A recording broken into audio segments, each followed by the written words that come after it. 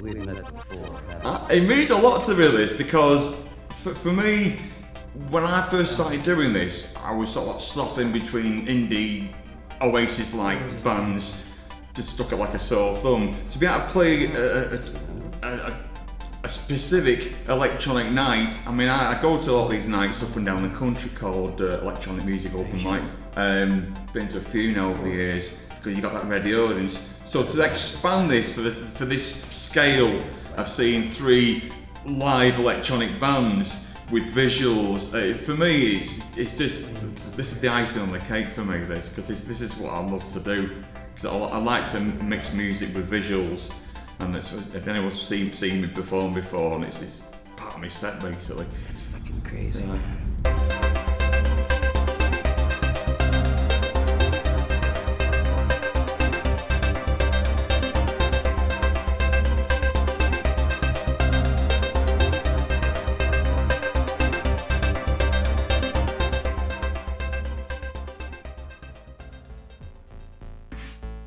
To me personally, it's a fantastic opportunity for me to actually be supporting Some Now Are, a band that I used to go and watch in the 80s myself and paid money to go and watch. You know, and for me to actually now be supporting them, and I've actually been doing some production work with them as well on a couple of albums. It's a privilege and an honour. Yeah, I only got introduced to Andrew a couple of years ago. Through a mutual friend of ours. At their last gig at the Blues Bar at Blackburn Rovers Football Club, Eagle Park. I got introduced to him there, and yeah, I ended up in studio with him writing the material. So I think it's been crazy couple of years.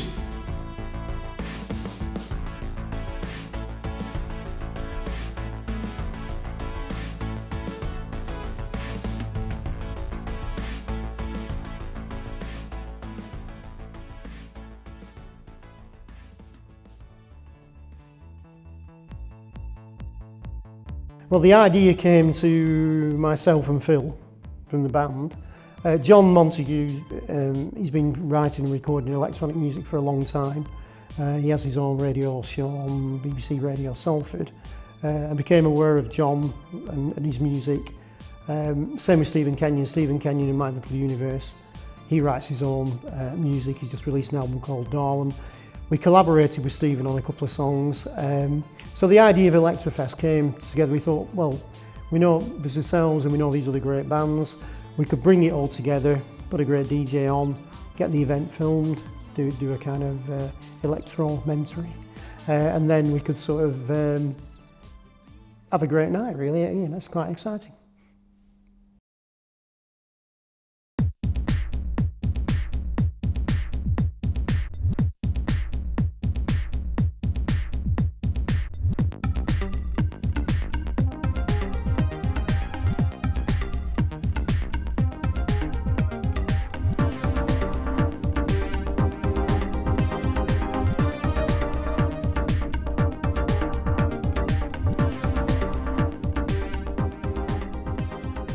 In between bands, someone gave me some software. I thought, wow, I can actually create music now. Because when I was younger, when I was at college, the price of synths at the time was just silly money. I thought, might as well save up for a Rolls Royce. So that's the reason why it took me all this time to actually get into playing electronic music. And it was just that someone just gave me some software. I thought, wow, what's amazing what I can actually create with computer music. Favourite song? You know, possibly my newest one actually. It's off the new EP, because I think it's a bit of a challenge. I never feel comfortable in writing lyrics. That's why I do instrumentals, but I've got a new one coming out which I might be playing tonight, called The Ballad of, which I'm quite proud at the speed I actually wrote that lyric out, and consider the fact I'm not comfortable with my lyrics. So yeah, I'd say that's my current favourite anyway. Best piece of advice, I would say, just keep on keeping on, don't let people knock you down, just go for your dream.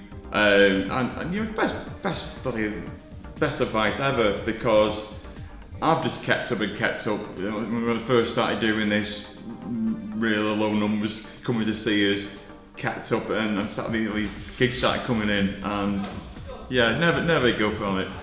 Don't just do it for the money. Do it because you love doing it, and that's what's kept me going all this time.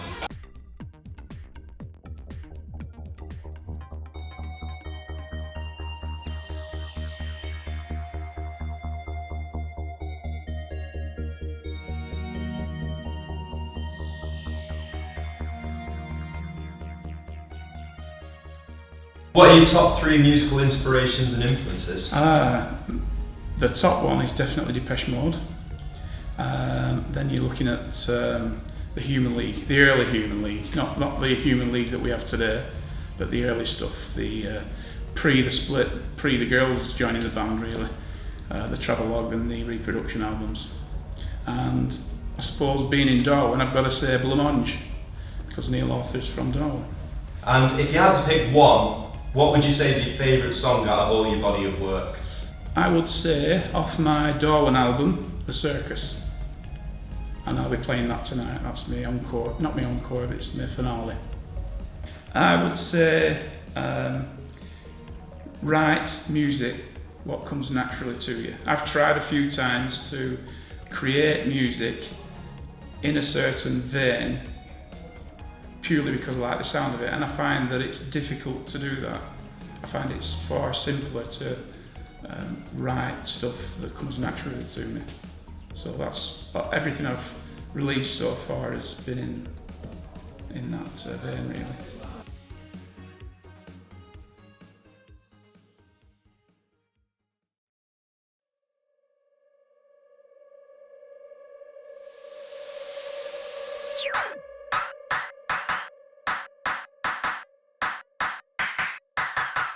I can see it's my mistake, so leave me now, before I break. I wanted love, I wanted fiction, but all I got was false addiction.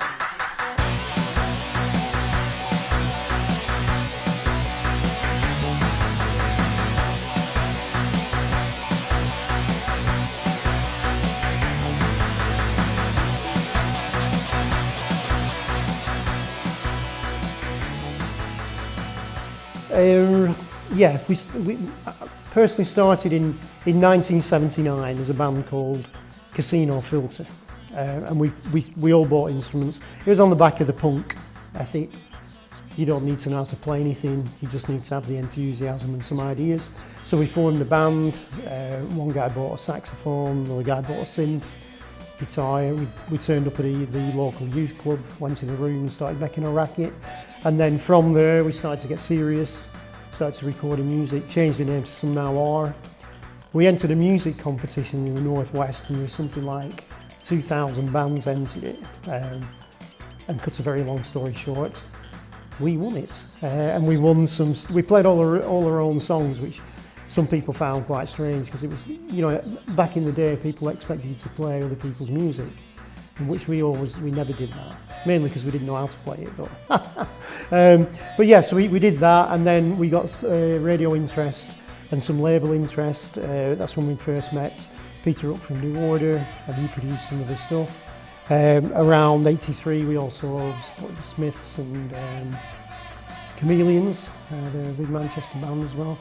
And things kind of sort of took off, and now we did a lot of recording at sort of iconic studios, Strawberry, Sweet 16, Cargo, did a lot of like BBC sessions, a lot of radio work, a lot of gigs in London, Manchester, all over. And then I've always written and recorded music, but I kind of had a sabbatical, if you like, and then met Phil and decided to, some of the songs I've written, to re-record them. I don't like the word comeback because I've never really been away, but to get together and just have some, enjoy the music again. So we got together a few years ago, and since then I think we've released, I think it was 5 CD albums since that, so it's been great, yeah, fantastic. I think all of them.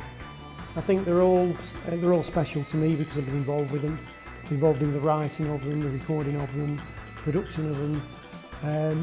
And they are all kind of statements of, I suppose, my life at the time that it was, the lyrical content, the musical content. New people have come in and brought new ideas, which has been fantastic to work with new people. It's always great to get new blood, gives you a slightly different perspective on how to do things.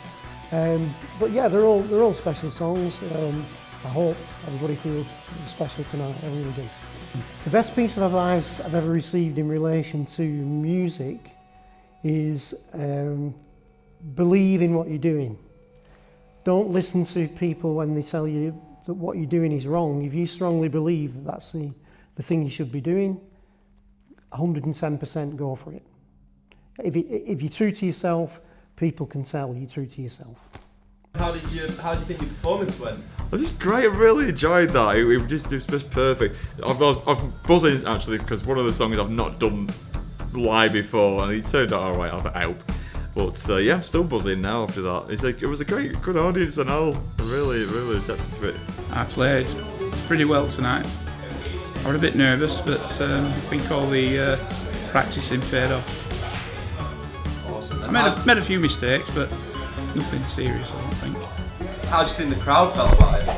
I were quite gobsmacked with the response, actually, you know. The girls dancing at the front, and that's a first for me. Awesome. I thought it was fantastic. Really well. I think the crowd really enjoyed it. The crowd was all the way, weren't they? Yeah. The reaction was The amazing. interactive and the clap hands dance. Yeah. We did have a dance before. Yes, that was my friend. We always have that. It happens. Yeah. I thought she was breakdancing at one point, and I realised it wasn't. But you know, it was. It went down well. Yeah. I think the band played well. The sound, there are a couple of issues with the sound. When you play live roses, This is show business, guys. This is how it goes. we did well because we'd not actually rehearsed together as a band. We did it all from Remotely. Last time together as a band we played live was 2 years ago at the last gig. So we've never. That's the first time we've all been together on stage. So it was a bit bad for me. And some of the songs are quite old, like statements. Well, you wouldn't have been able to 38 tell. years old. So Oh, cheers. Yeah, we did okay. We did well. We enjoyed it. And most importantly, we enjoyed it. The crowd enjoyed it. Yeah. The audience, fantastic. Thanks for turning up. Brilliant. Electrofest 2 next time. We're going to finish with a song that was written by Paul Stewart Davis, who's on guitar and keyboard. On guitar, we've got Sensationals and the Summer. On backing vocals, we've got the Sensational Sounds. On vocals, lead vocals, Phil Malone. And yours truly, Andrew Fisher Mahal. Okay.